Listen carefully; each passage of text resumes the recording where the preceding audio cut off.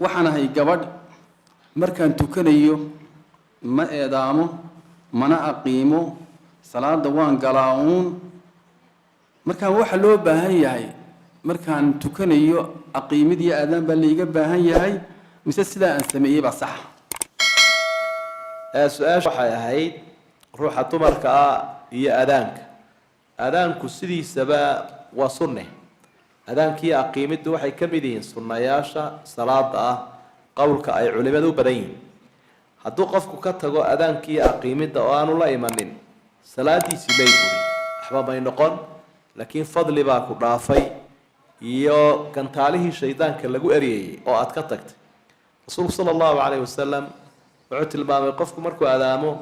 ama laba adaamoba shaydaanku inuu cararayo adbara shaydaanu walahu duraa isagoo naqasna xagga dambe kasii daynaya cabsida haysta daraaddeed aqiimidduna saasoo kale u eridaa markaa adaanka gabadha muslimadda ah ee adaamayso la mid maaha ka ragga oo dee iyadoo codka kor u qaadi mayso way yidhahdaan culimada qayb ka mid yihiin ruuxa dumara adaan iyo aqiimid laguma leh laakiin gabadha muslimaddii wuxuunay kala mid tahay dumarkii raggunbay la mid yihiin